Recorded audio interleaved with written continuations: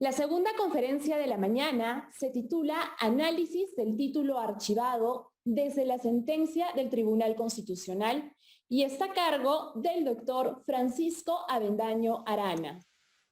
El doctor Francisco Avendaño Arana es abogado por la Pontificia Universidad Católica del Perú, con maestría en la Universidad de Boston. Es especialista en Derecho Inmobiliario con práctica en materias civiles, registrales, comerciales, litigios judiciales y arbitrales. Considerado por Chambers and Partners como abogado líder en materia inmobiliaria. Profesor de Derechos Reales en las Facultades de Derecho de la Pontificia Universidad Católica del Perú y Universidad del Pacífico. Autor de diversos artículos de especialidad en revistas jurídicas especializadas. Bienvenido, doctor Francisco Avendaño. Gracias por estar con nosotros. Adelante.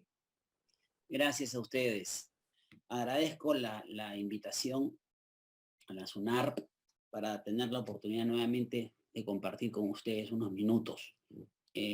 La última vez que estuve con ustedes fue hace 2 años, a fines del 18, en diciembre del 18, a propósito de una jornada nacional en Lima. Y en esa oportunidad me tomaron una foto que me han hecho llegar ayer. Foto que comparto con ustedes brevísimamente. Esa es la foto. Ahí estoy con el doctor Garazatúa, ahí estoy con el doctor Jorge y 2 colegas más y la concurrencia está atrás. Y tengo gratos recuerdos de esa fecha. Pero en fin, ese simplemente es un tema anecdótico. Me invitaron a hablar sobre el análisis del título archivado a propósito de la sentencia del Tribunal Constitucional. Sentencia que se refiere a la constitucionalidad del artículo 5 de la ley 30313. En realidad, esta sentencia no se refiere mucho al título archivado. Hay una breve referencia a la cual la voy a comentar ahora. Pero es un tema más legal, más que técnico. Y toda la temática de esta jornada versa sobre innovación y archivo, que son temas básicamente técnicos. En consecuencia, mi participación va a ser un poco distinta a toda la temática, porque yo me voy a referir más a los temas legales. Y por eso pido una licencia por ello. Voy a dividir mi exposición en 4 partes. En la primera parte voy a hablar brevemente de la importancia del registro. Y esto lo hago, me refiero al comienzo del registro, porque ustedes van a ver que todas mis opiniones con respecto al 2014 afectan de alguna manera el registro, o como yo veo al registro, o la función que debe cumplir el registro. Entonces voy a hacer en la primera parte una breve referencia a la función que cumple el registro, para qué sirve. En la segunda parte de mi exposición voy a hablar del 2014, el artículo 2014, qué significa el 2014, cuáles son los requisitos del 2014, todo muy breve, porque todos desconocen muy bien esto. Voy a hablar de la modificación del 2014, cómo era antes y cómo es hoy. En la tercera parte de mi exposición voy a referirme a una de las modificaciones del artículo 2014, que es el título archivado. Esto tiene que ver directamente con el tema de ustedes, el tema de esta jornada, aunque yo lo voy a enfocar desde un tema estrictamente legal, jurídico. Y la cuarta parte de mi exposición me voy a referir a la cancelación de los asientos registrales, que ha sido materia de la sentencia del TC, que ahí también voy a tener un pequeño desarrollo. Entonces, voy a desarrollar esas 4 partes. Importancia del registro, qué es la fe pública registral, el título archivado y la cancelación. Pero en la cancelación me voy a referir en realidad a otro de los requisitos del artículo 2014, que es la buena fe. ¿Por qué es importante el registro? El registro, yo podría casi decir que su importancia radica en que permite y facilita que se produzcan las transferencias de propiedad. Es sumamente importante que los bienes circulen, que los bienes se transfieran, porque de esta manera los bienes llegan a quien le puede dar un uso más eficiente. Eso se llama transacciones, eso se llama mercado. Para los economistas, el mercado es la ley de la oferta y la demanda. Para los abogados, el mercado es la suma de todas las transacciones que hay en la sociedad. Entonces, tienen que haber transacciones para que los precios reflejen realmente el valor de los bienes. Y eso supone desarrollo, eso supone inversión. Esa es básicamente la función de la transmisión de los bienes. Entonces, obviamente hay que ser propietario de los bienes para que puedan ser transferidos. Entonces, ¿qué es lo que hace el registro? Simplifica todo el procedimiento de transferencia de los bienes. Y lo hace, lo permite y lo incentiva de alguna manera. Porque siempre que uno celebra un contrato de compraventa, hay costos asociados, hay un montón de costos asociados. Por ejemplo, cuando yo compro un inmueble, yo tengo que, lo primero es verificar quién es el propietario del bien. Todo eso supone que tenga que hacer una investigación. Tengo que determinar si hay poseedor o no hay poseedor. Tengo que determinar si hay gravámenes. Tengo que determinar si hay cargas convencionales o legales. Una vez que he hecho toda esa investigación, que supone una serie de costos, tengo que contratar a un abogado, tengo que ir a la propiedad, tengo que hacer investigaciones en registros, compro. Pero para comprar también se generan un montón de costos. Yo necesito ir a un notario, necesito contratar a un abogado para que me autorice la minuta, necesito pagar un impuesto, necesito alcabala, el vendedor tiene que pagar otro impuesto, renta. A su vez yo tengo que pagar el impuesto predial, el vendedor tiene que pagarlo, otro impuesto, y hay una serie de costos gigantescos. Entonces hay costos un montón en la parte inicial, que es para identificar al propietario y con quién voy a contratar, y hay costos para efectos de concretar la operación, que finalmente voy a ir a este notario, que me va a cobrar plata, un montón, y luego ese título va a ir nuevamente a los registros públicos y se va a registrar la transferencia. Entonces, hay un montón de costos, y cuando los costos son muy altos, se desincentiva la contratación, o uno se vuelve informal. Siempre yo pongo el primer ejemplo vinculado a los derechos de propiedad, y es el de las edificaciones, o sacar licencias de funcionamiento. Para edificar en el Perú es complicadísimo si uno lo quiere hacer de manera formal. La propiedad tiene que estar dentro en un área que esté habilitada. Si no está habilitada, no me dan licencia de edificación. O si me dan licencia, no me van a dar conformidad de obra al final. Entonces, previamente tengo que habilitar, lo cual supone un costo importantísimo. Luego tengo que presentar una serie de planos. Luego tengo que contratar ingenieros. Va a pasar por las comisiones y me van a observar. Finalmente me van a dar la licencia, pero hay costos económicos por la licencia. Y finalmente, luego de la construcción, voy a tener que pasar nuevamente por la municipalidad a través de la conformidad de obra. Eso es un martirio, realmente. Entonces, como hay demasiados costos, lo que la gente hace es construir de manera informal. Y lo mismo ocurre con las licencias de funcionamiento. Muchas licencias de funcionamiento, obtener licencias de funcionamiento es otro martirio en el Perú. La gente termina funcionando sin las licencias de funcionamiento, se vuelven informales. Y lo mismo así podríamos hacer la línea gigantesca, la justicia informal, sistema tributario informal, sistema laboral informal, sistema de garantías informal, todo se da en el Perú. Y también se da en materia de transmisión de propiedad. Entonces, la idea es simplificar los sistemas para que a la persona le resulte, en términos económicos, mucho más eficiente seguir el trámite a no seguirlo, porque es mucho mejor vivir en la formalidad que vivir fuera de la formalidad. ¿Ya? El kit del asunto, entonces, está en reducir costos. ¿Qué hace el registro público? En un solo sitio, yo veo quién es el dueño, veo si hay gravámenes, teóricamente veo si hay cargas. Las convencionales están inscritas, las que no están inscritas no me son oponibles. Teóricamente, en un registro moderno podríamos tener información de la legislación asociada a ese predio. En un solo sitio puedo ver la condición cultural o no del predio. En un solo predio, en un solo lugar que es registros públicos, teóricamente podría haber la zonificación, teóricamente con los sistemas modernos, y hasta podría ver la foto del propietario, la cara del propietario. Hoy esta es una jornada de temas técnicos. Técnicamente hoy puede aparecer la foto.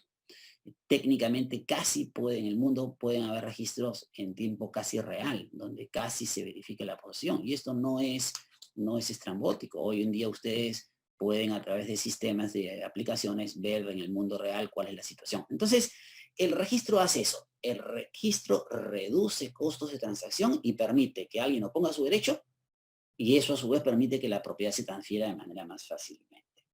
Dentro de esta línea, es totalmente contradictorio con la función que cumple el registro crearle costos. Hacer un sistema complejo, hacer un sistema caro, hacer un sistema de acceso difícil, hacer un sistema de trámite difícil, hacer un sistema de búsqueda de acceso a los títulos archivados, difícil. Todo si eso lo complicamos, estamos haciendo que el registro sea oneroso, genere costos, cuando el registro, el objeto es que no genere costos. Los dos temas que voy a hablar más adelante, que son el título archivado y la buena fe en la aplicación del 2014, generan costos. Entonces, están desarrollados en el Perú hoy en día de manera contradictoria con la función que debe cumplir el registro. Y esto me parece mal. Muy bien, esa es entonces la función del registro, es reducir costos que permitan identificar los bienes, permitan oponer derechos, que dan seguridad jurídica, como normalmente se le dice, y permiten que los bienes circulen y faciliten la transmisión. Una de las instituciones que existe en nuestro sistema registral es la llamada fe pública registral. Fe pública registral, que está regulada en el artículo 2014 del Código Civil. ¿En qué consiste en líneas generales la fe pública registral? Yo voy al registro y X figura como propietario.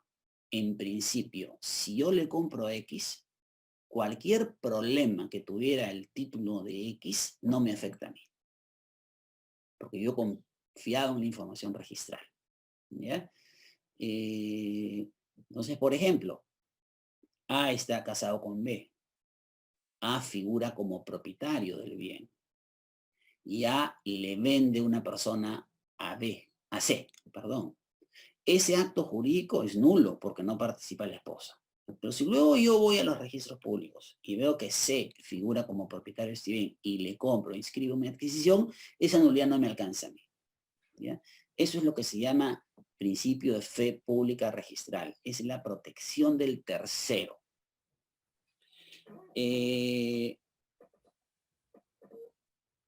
¿Por qué es importante esta figura? Porque simplifica la prueba del derecho de propiedad. Es muy difícil en el Perú ver quién es dueño de los bienes.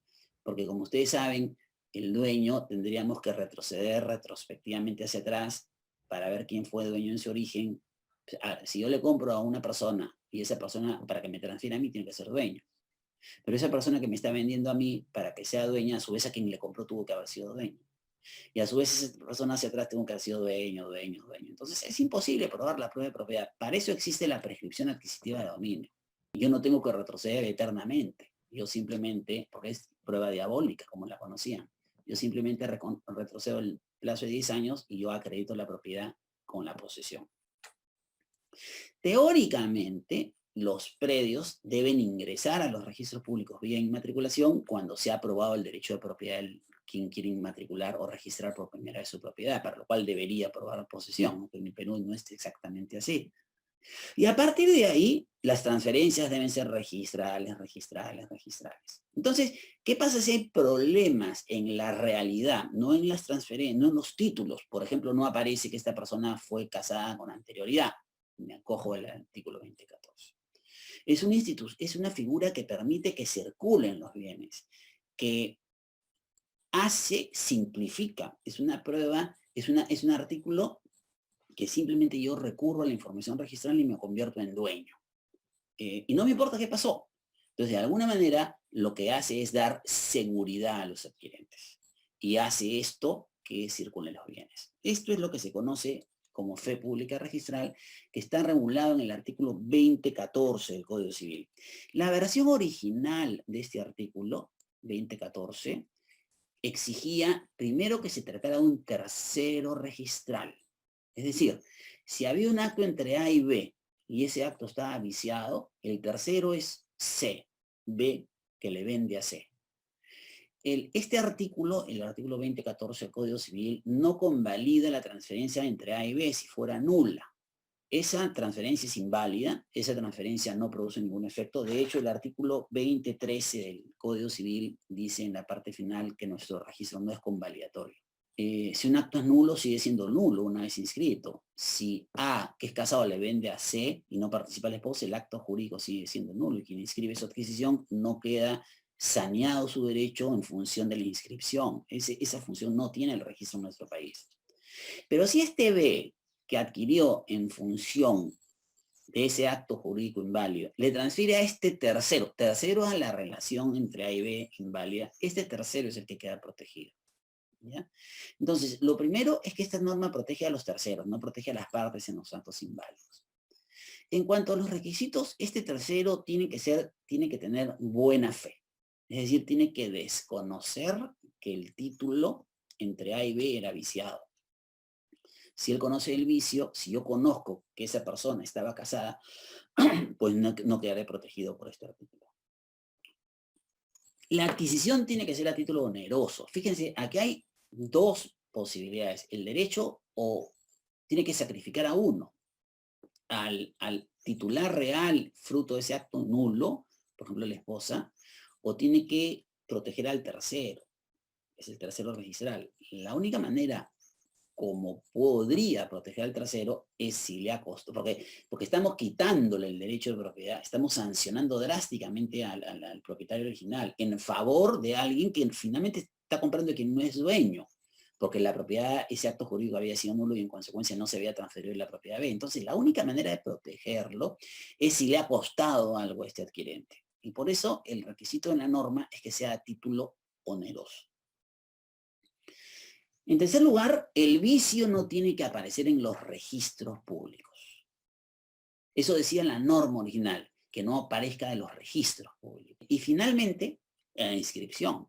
Este tercero tiene que inscribir su adquisición.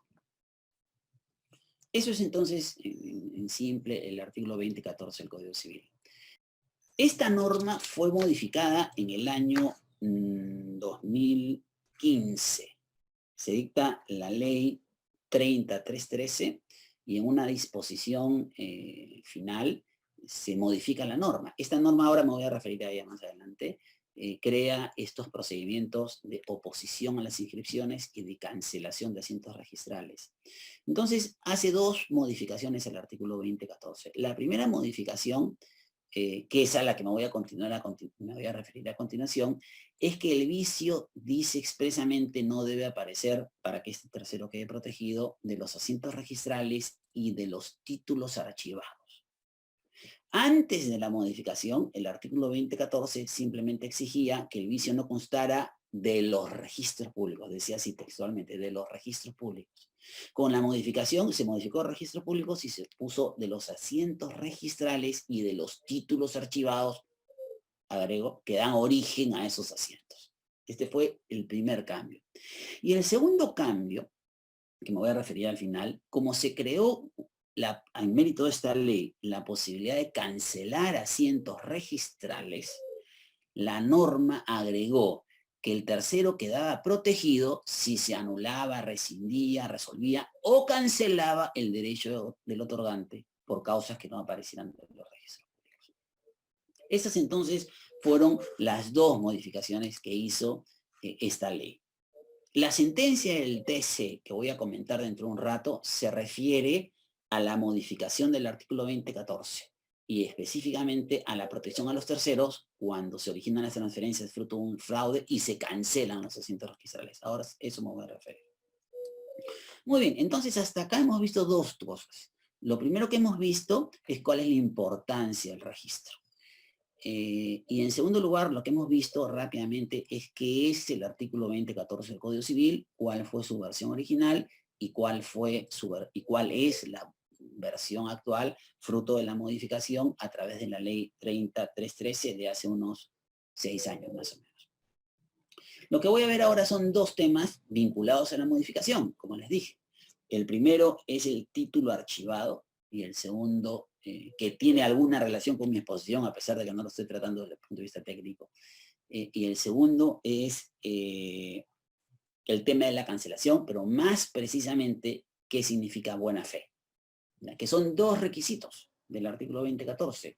Que el vicio no aparezca de los registros públicos, ahora siento más título, y que el tercero tenga buena fe. La cancelación o resolución o anulación no lo afecta. ¿Qué significa tener buena fe? A eso se refiere expresamente la sentencia del TC. Muy bien. Título archivado.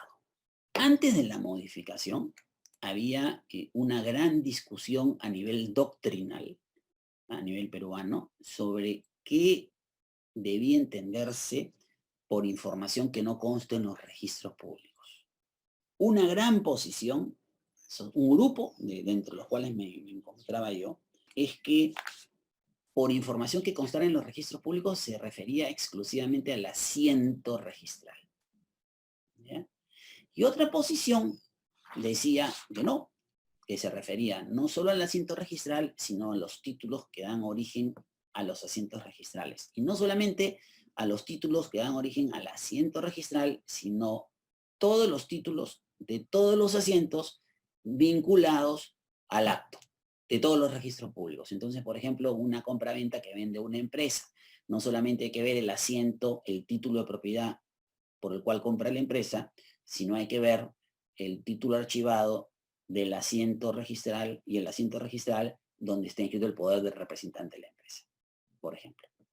Dos posiciones entonces existían. Una que estaba a favor del asiento registral y la segunda posición que era el asiento registral más título archivado. Esta segunda posición es la que está en la ley, ¿ya?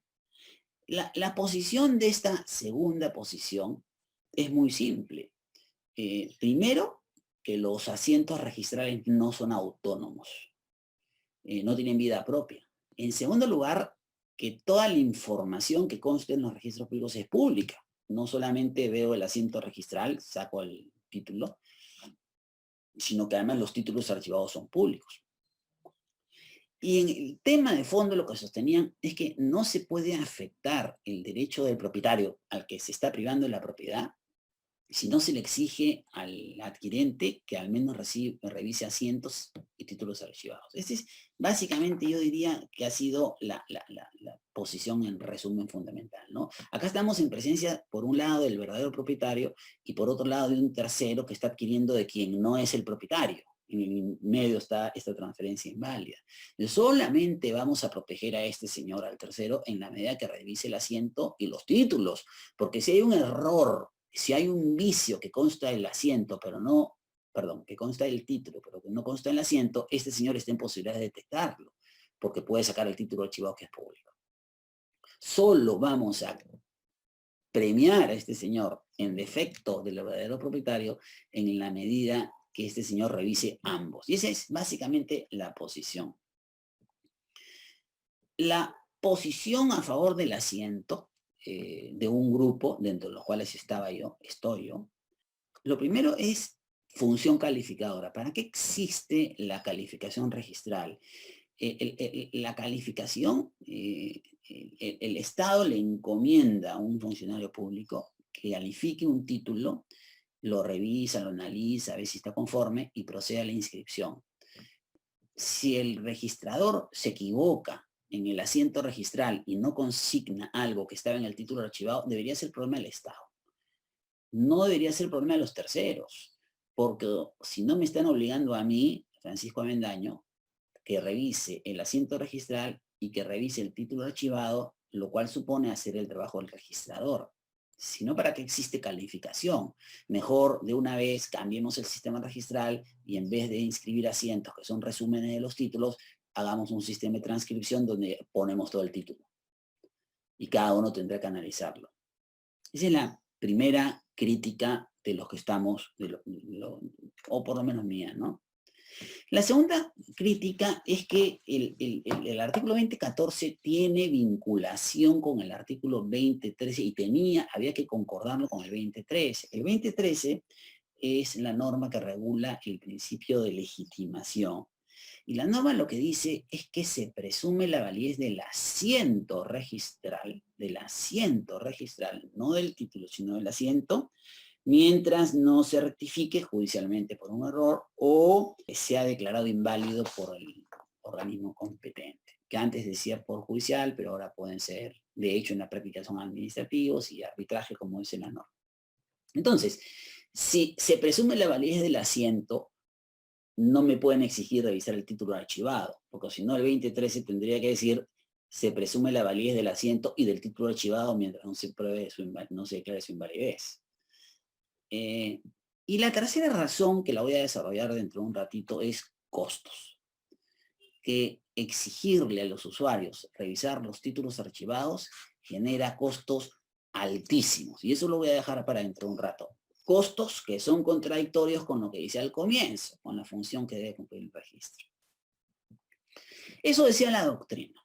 La jurisprudencia en el Perú, casi mayoritariamente en los últimos años, se fue por la tesis de que no solamente había que revisar los asientos registrales, sino los títulos archivados.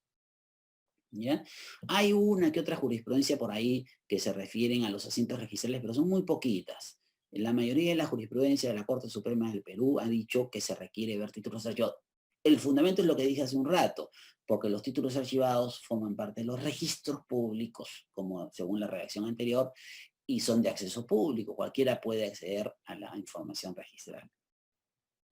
Entonces, esto ha sido modificado hoy y ha primado la tesis del grupo del Poder Judicial y de un grupo que establecían que no solamente hay que revisar los asientos, sino los títulos archivados. Yo estoy totalmente en contra de esto, ¿ya? La principal razón, primero por las dos razones que ya les expliqué, ¿no? La función calificadora y la aplicación del 2013. Si el 2013 quisiéramos concordarlo con el 2014, hoy tendríamos que modificar el 2013. Hoy hay una discordancia. Pero la principal causa son los costos. Miren, yo les voy a poner un ejemplo real, ya de hace algunos años. Había un par de señores que eran casados y eran dueños de un predio. Y la propiedad estaba inscrita en el registro predios a manera conjunta, o sea, como esposos. Sin embargo, un buen día los señores deciden hacer una separación de patrimonios, ¿ya? Y en su escritura pública de separación de patrimonios, le anticipan ese bien a los hijos. La separación de patrimonios se inscribe en el registro personal, pero no se inscribe la transmisión de propiedad en la partida del predio. Con lo cual en la partida del predio no había forma de verificar en la partida del predio, no había forma alguna, los señores eran los dueños.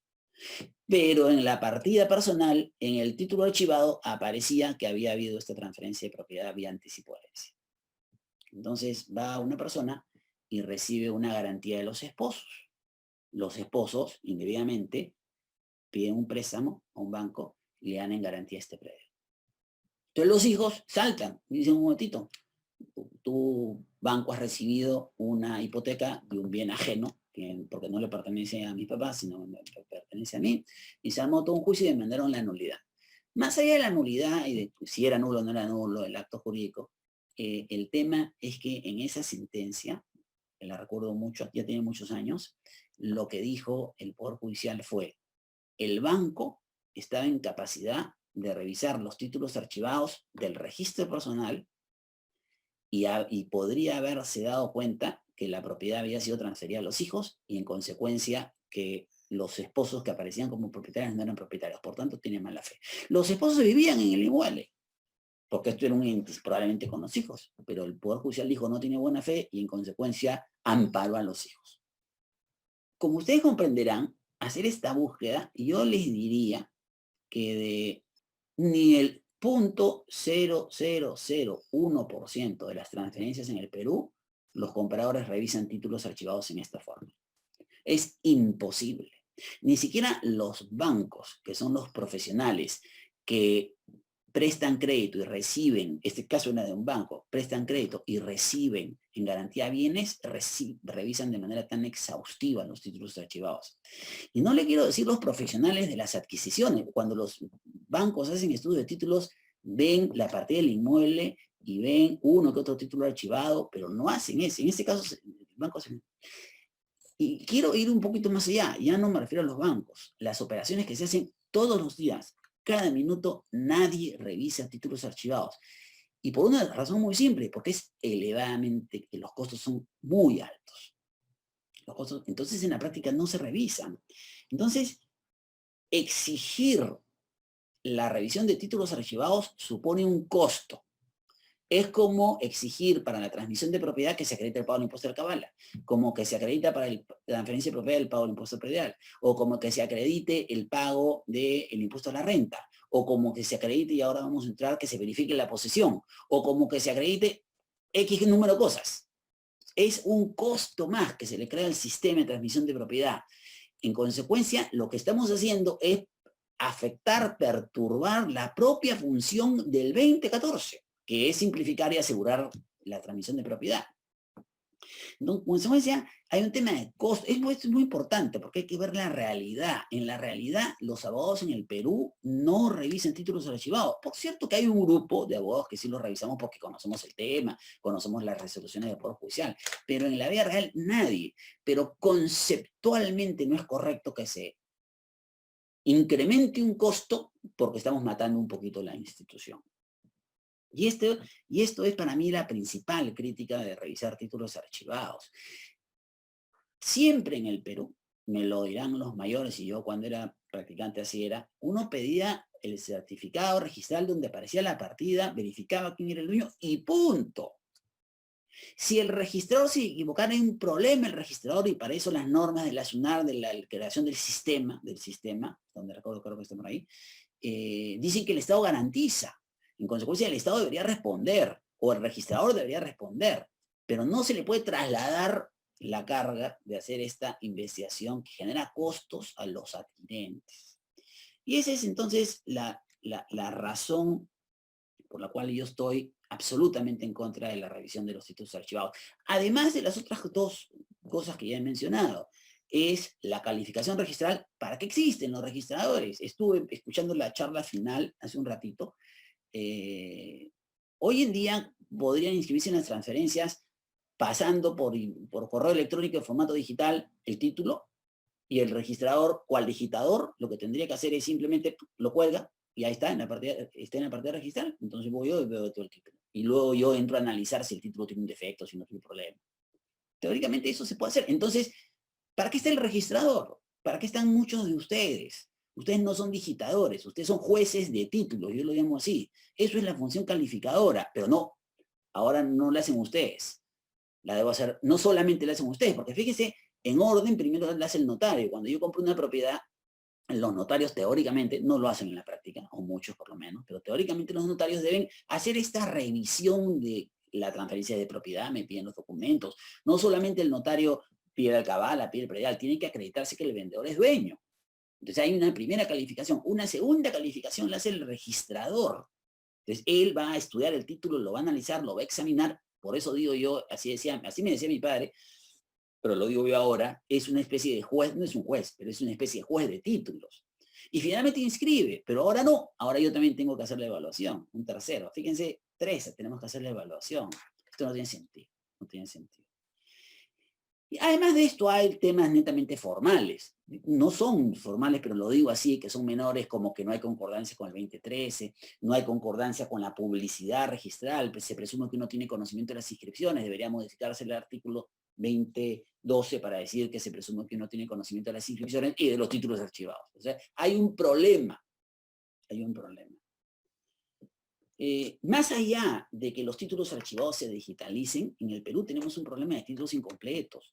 20 años atrás no hay títulos, están rotos, muchos han sido perdidos, otros se nos han robado, están incompletos, las hojas no están. Y ahora vamos a ver, cuando entremos al tema de la buena fe, si el título está incompleto, yo tengo que ir a los notarios, tengo que ir al archivo de la Nación para revisar el título archivado, porque a eso vamos a llegar. No solamente tendré que verificar el título archivado, sino que ese título archivado esté completo. Es un absurdo, en mi opinión. Ese es el tercer tema sobre el título archivado. Y el cuarto tema que quiero conversarles es sobre la cancelación. Y esto tiene que ver con un segundo requisito del artículo 2014, que es la buena fe. Miren, hace algunos años en el Perú, hace 8 o 10 años atrás, hubo un problema muy serio de fraudes inmobiliarios. Por lo menos se detectaron o salieron a la luz. Yo vi uno, me acuerdo, como parte afectada, ¿no? Resulta que hay una propiedad y aparece inscrita a nombre de una empresa. Entonces, esta empresa no ha tenido movimiento en 20 años, 30 años, 40 años. Entonces, habían gente de la mafia, vinculados a delitos, delincuentes, que hacían una junta general, sacaban un libro en la empresa, hacían una junta general, se iban a un notario probablemente que estaba muerto. Ahora es más difícil eso, ¿no? Porque se detecta, pero se iban a un notario que o era parte de la mafia, y hacían una junta general, hacían transferencias de acciones, y luego tomaban un acuerdo en la junta para vender el inmueble, y le daban poder a X persona. Entonces, y luego la empresa vendía el inmueble, transfería, fruto de una mafia. Normalmente el comprador era parte de la mafia, y luego este comprador vendió un tercero, que era un tercero de verdad, ¿ya? Pero todo esto tenía su origen en un delito. Había habido o una suplantación o documentos falsificados. Y eso fue un problema bien serio en el país durante un buen tiempo y seguramente sigue habiendo hoy, ¿ya? Entonces, ¿cuál fue la respuesta del derecho para tratar de bajar eso? Una de ellas fue esta ley que les mencioné al comienzo, 30313, del año 15. Y esta ley lo que hizo fue dos cosas. Primero, crear un procedimiento de oposición a una inscripción, y en segundo, crear un procedimiento de cancelación a una inscripción. Ustedes saben muy bien que el procedimiento registral es naturaleza especial, no puede intervenir cualquiera, no puede intervenir nadie, ahí solamente soy yo que presento mi título y el registrador. El registrador me lo observa o me lo inscribe, y si me lo observa, apelo y voy al tribunal, pero nadie más puede meterse en este procedimiento. Bueno, lo que inventó o creó esta ley fue un procedimiento para oponerse. Y la norma lo regula, ¿ya? En ciertos casos dice quiénes pueden oponerse y establece el procedimiento y quién se puede oponer, y finalmente se tacha el título. Esa es una parte que regula la norma. Lo segundo que regula la norma es, ya inscrita una transferencia, si uno puede pedir la cancelación, si es que ha habido en ambos casos fraude inmobiliario, básicamente suplantación o falsificación de documentos. Y también se establece un procedimiento, y el procedimiento dice quiénes lo pueden hacer, a quién resuelve, notarios, y establece el procedimiento. Muy bien, entonces, por eso el 2014 se modificó, porque esta ley modifica, se dice, el tercero quedará protegido si después se rescinde, resuelve, cancela, en caso se cancelara el derecho a registrar, ¿ya? ¿Qué dijo el artículo 5 de esta norma? El artículo 5 de esta ley lo que estableció fue que si había un tercero, quedaba protegido, no obstante la cancelación. Entonces, ¿cuál era el supuesto? Había esta mafia, A, que estaba muerto, le vendía a B, y B le vendía a C. Yo era C, tercero registral. Y luego se cancelaba el asiento entre A y B, como consecuencia de todo este procedimiento, y se declaraba que había habido un fraude inmobiliario. Bueno, el tercero registral quedaba protegido. Fíjense que su origen, el derecho del adquirente, su origen estaba en un delito. Había un delito por medio, pero este tercero quedaba protegido. Y eso fue lo que hizo esta ley. Estableció en el artículo 5 la protección registral en caso de cancelación, pero además modificó. Bueno, frente a esto se planteó una demanda de inconstitucionalidad, que es el TC. Ahora llego al tema. Contra el artículo 5, protección registral, y contra la modificación vía disposición final del artículo 2014. Esta demanda recientemente, el año pasado, fue declarada infundada. Y esa es la sentencia que me voy a comentar ahora. Lo primero de esta sentencia, y es positivo, es que reconoce el principio de fe pública registral. Es decir, en el Perú, el principio de fe pública registral es constitucional. Porque fíjense, siempre el argumento de mucha gente cuando se protege al que adquiere el amparo del registro y se desprotege al verdadero propietario es que se está afectando el derecho de propiedad del verdadero propietario, que es un derecho constitucionalmente protegido. En consecuencia, la protección del tercero es inconstitucional. Ese mismo argumento podría hacerse en un caso de concurrencia de acreedores, cuando yo le vendo a una persona, dejo a ese propietario y le vendo a otra persona y esta persona inscribe, se afecta el derecho y se le prefiere conforme a la norma de concurrencia, esta norma afecta el derecho de propiedad del primer comprador. Y lo mismo podría decirse en el caso del 948, que es la transmisión de un bien mueble de quien no es su propietario. El tercero, el que adquiere, no el tercero, la parte queda protegida en la medida que se reúnan los artículos del 948, los requisitos del 948. Entonces, ese tema ha sido zanjado, no se afecta el derecho de propiedad. En este caso particular, la demanda de amparo tiene que ver no con todo el 2014, sino con el 2014 en el caso de fraudes inmobiliarios. Pero al Tribunal Constitucional, al declarar dada la demanda, ha dicho que en el caso de fraudes inmobiliarios prevalece el tercero registral, al amparo del 2014. Pero obviamente si prevalece en el caso de fraudes inmobiliarios, en el caso no de fraudes inmobiliarios también prevalece el derecho del tercero. Con lo cual, ha sido buena la sentencia en ese extremo, de decir que queda incólume. Y sobre el extremo que fue objeto de la demanda, de que todo esto surge de un delito, primero que no es nuevo en el sistema legal peruano, y en segundo lugar no debe importar, porque ese es el principio de fe pública registrada. Fíjense, hay una norma que dice una cosa inicialmente contraria a la que voy a decir, pero luego hay otra norma que dice una cosa que me ayuda. Fíjense el artículo 948 del Código Civil. El 948 regula transferencia de bienes muebles, ¿ya? El sistema de transferencia de propiedad de bienes muebles regular, que está en el 947 del Código Civil, es una persona que es dueña de un bien, se lo vende y se lo entrega a otra persona. Sistema del título y del modo. Eso supone, y se transfiere en la propiedad. Eso supone que el vendedor, yo que tengo este bien, se lo vendo a alguien y se lo entrego, pero yo soy dueño. El supuesto irregular de transmisión, conforme al artículo 948, es que yo vendo algo que no me pertenece. No me pertenece.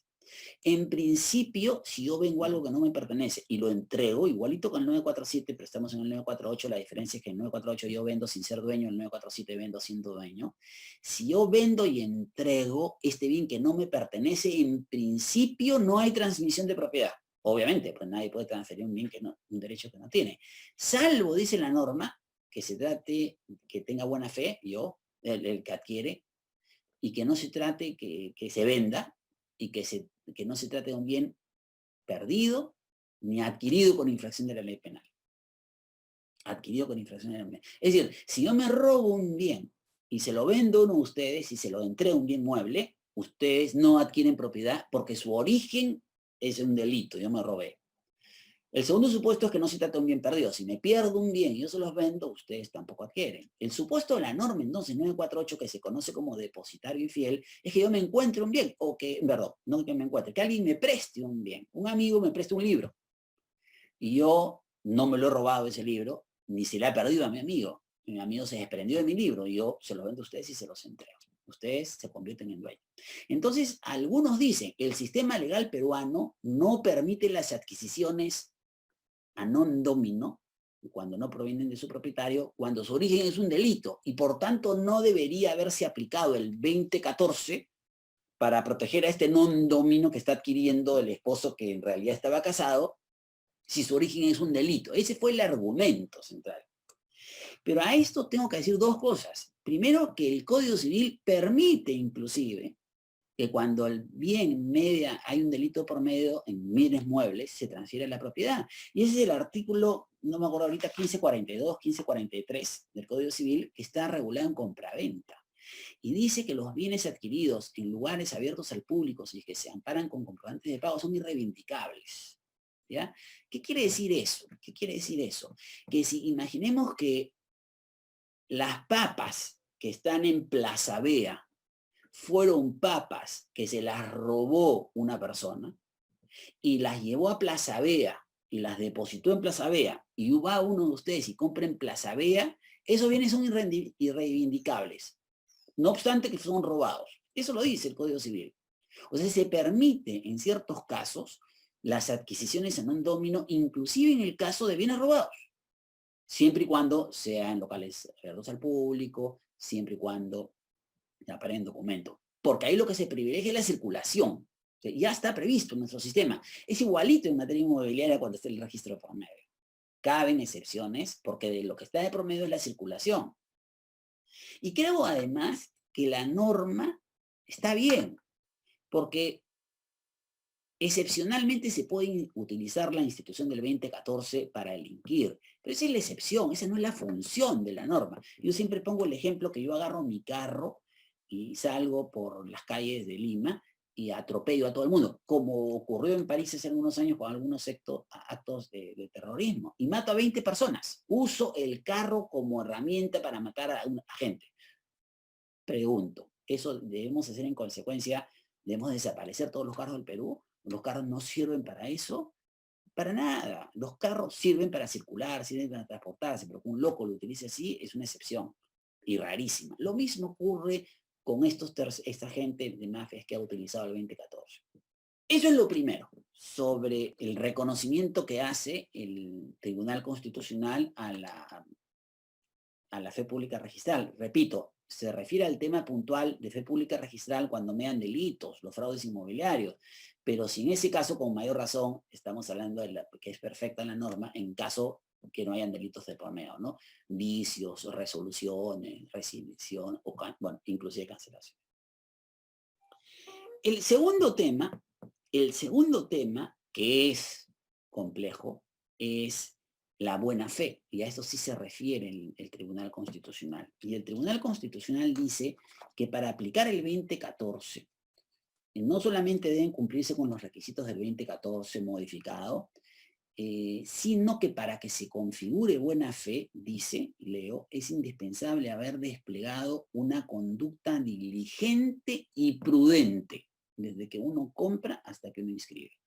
Una conducta diligente y prudente. ¿Y a qué se refiere con conducta diligente y prudente? Se refiere a que el adquirente debe haber verificado posesión. ¿Ya?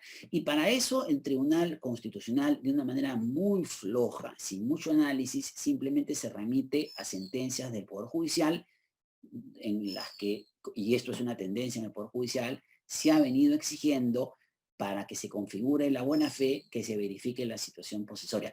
Pero fíjense, lo curioso es que estas sentencias que cita el TC no se refieren a solo, no recuerdo si hay alguna, al 2014. Se refieren al caso de concurrencia a acreedores. Para amparar al segundo comprador tiene que haber verificado la posesión. Entonces, esta forma de interpretar la buena fe, que es no solo diligencia, tiene que ser prudente y diligente, que supone verificar posesión, que estaba reconocida con las últimas sentencias del Poder Judicial, ha sido reconocida por el TC. Entonces, no solamente se requiere título oneroso, no solamente se requiere que el vicio, las causas de resolución, rescisión, cancelación o anulación no consten de los actos registrales y de los títulos archivados, sino que el tercero tiene que tener buena fe, pero para tener buena fe tiene que ir a ver la situación posesoria del predio. Esto para mí es otro costo. Primero, ahora lo voy a desarrollar, que altera seriamente la institución registral. Y en segundo lugar, es otro costo, contrario a la función que debe cumplir el registro. Miren, primero, no hay ninguna norma en el Código Civil que exija posesión. Hay una serie de normas en el Código Civil en las que prevalece el registro sobre la posesión. Pero yo quiero contarles en términos prácticos cuál es la inutilidad, ¿ya? Y voy a ponerme 3 supuestos que se dan en la jurisprudencia. El primer supuesto es el caso de concurso de acreedores. Una persona le vende a A y luego esa misma persona le vende a B. Para que B quede protegido, B tiene que inscribir su adquisición.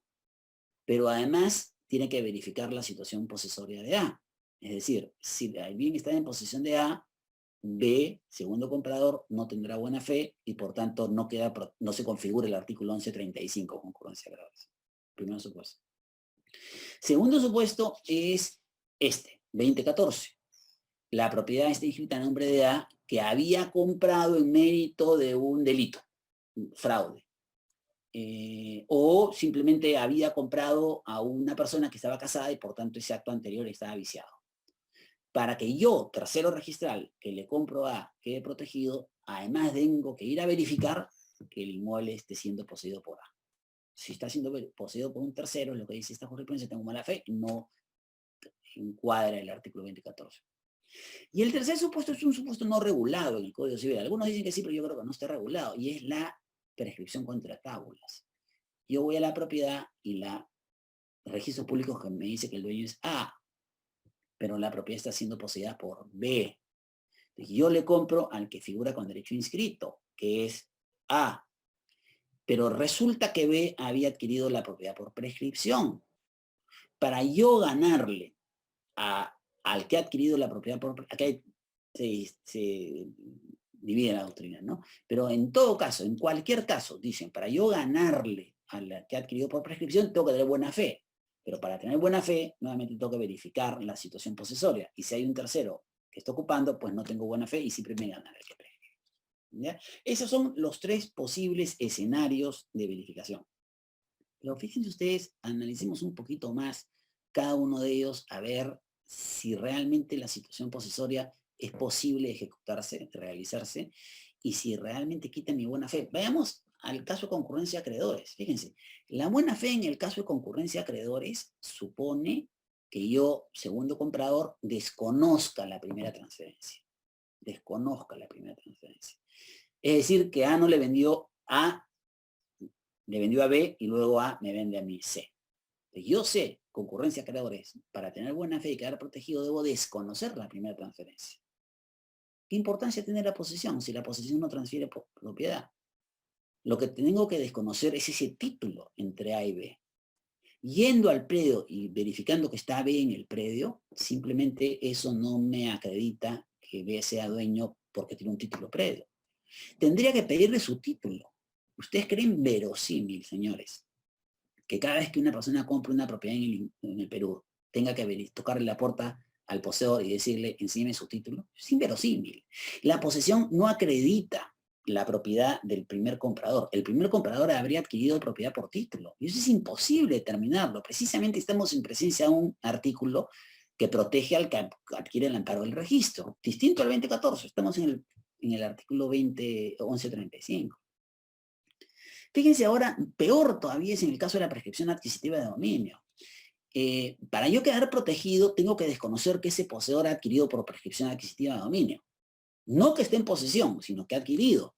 Porque si no ha adquirido, el propietario es el que tiene derecho inscrito. Y por tanto le compro bien. ¿Ya? ¿Qué debo hacer yo para saber que el poseedor ha adquirido? Tengo que hacer un examen de su posesión durante los 10 años. Tengo que verificar posesión con 10 años y que esa posesión sea pacífica, como propietario y todos los requisitos de la prescripción. Y tengo que verificar que haya sido continua. ¿Eso cómo lo puedo hacer yo? Eso lo hace un juez, eso lo verifica un juez en un procedimiento judicial. Es absolutamente imposible que el que compre un bien y vea un poseedor sepa que por la posesión se ha convertido en propietario. En todo caso, las normas no pueden ser tan absurdas de exigirme que haga ese análisis, porque ese análisis lo hace un juez o eventualmente un notario a través de un procedimiento complejo. Yo, por lo demás, si le pido prueba de su posesión al que está en posesión, me va a decir, oye, no me abre la puerta. Y el 2014 es exactamente lo mismo. Entonces, la exigencia de verificar posesión es absurda en el Perú. No hay forma de que verifiquemos posesión. Pero no solamente es absurda, sino que genera un costo gigantesco. Esto significa que de ahora de fecha de las sentencias, de todas estas sentencias y el TC en adelante, cada vez que uno quiere comprar un inmueble tiene que verificar posesión. Eso significa que durante esta época de la pandemia nadie podría haber adquirido inmuebles. En un mundo cibernético casi me están exigiendo ir a verificar. En el fondo, ¿saben lo que hacen con esto? es cambiar el sistema de transmisión de propiedad de inmuebles en el Perú y hacerlo un sistema de título y modo. Entrega, porque la única manera es verificando posesión y tengo que recibir esa posesión. Es la única manera como puedo poner mi derecho. Nadie verifica posesión, señores, nadie. Los bancos, que son los principales prestadores, los expertos, no solamente tienen que revisar títulos archivados, sino tienen que ir a los predios. ¿Y qué les digo yo si tengo que comprar un predio en Arequipa, donde están todos ustedes? ¿Cómo hago? Tengo que ir. Es imposible. Pero además, señores, se ha generado un costo absolutamente racional, porque ahora no solamente hay que ver el título archivado, ya concentrándome en el 2014, sino que además tengo que verificar posesión, con lo cual están matando el artículo 2014. Esto no ha sido pensado por el TC. Se ha metido en un asunto civil que debió haberse quedado en materia judicial y lucharse en materia judicial. En consecuencia, yo creo que este segundo costo, y estoy totalmente en contra de esta posición de la Corte del Tribunal Constitucional, pero es así en adelante. En adelante tenemos que verificar. Fíjense cómo este mecanismo de oponibilidad, que es posesión, se ha metido en otro mecanismo de oponibilidad, que es el registro. Porque hay muchos mecanismos de oponibilidad sobre inmuebles en el Perú, pero básicamente hay 3 en el Perú hoy en día, que pueden mezclarse entre ellos. Uno es la oponibilidad vía publicidad a través del registro. Un segundo mecanismo de publicidad, ya voy a acabar en 4 o 5 minutos. Un segundo mecanismo de publicidad es a través de la posesión. De hecho, todo el mundo me ve que estoy poseyendo. Hoy en día el sistema de transferencia de bienes muebles es a través de ese tipo de publicidad. Y también hay publicidad legal, las leyes que establecen restricciones a la propiedad, que establecen la zonificación, cargas legales. El mecanismo de publicidad es a través de la publicación. ¿No? Son 3 diferentes. O sea, yo no puedo decir cuando compro un inmueble que desconocía la zonificación. Ahí simplemente hay una ley que está publicada y es oponible. Entonces, fíjense, un sistema coherente debe, lo ideal sería establecer un orden de preferencia. Y creo yo que el mejor sistema de publicidad, que es otro tema para otra conferencia, otra charla, es el sistema registral.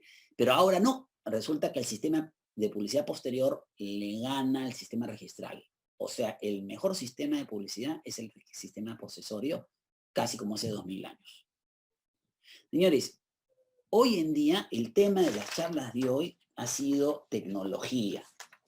En un mundo de la tecnología, el tema, en un mundo como el de hoy, es donde las transferencias de propiedad deberían hacerse digitalmente, donde deberíamos eliminar obligaciones tributarias de todo tipo, donde deberíamos eliminar la situación posesoria, la revisión de títulos archivados, donde la adquisición debería hacerse literalmente con el celular. Y así vamos a llegar, y con minutas electrónicas. Es absolutamente decadente exigir posesión. Eso es lo que ha hecho nuestro TC, ¿no? Y repito, en mi opinión, esto genera costos. Un poco para terminar y a modo de conclusión, lo que quería decirles, en primer lugar, reiterarles la importancia del registro.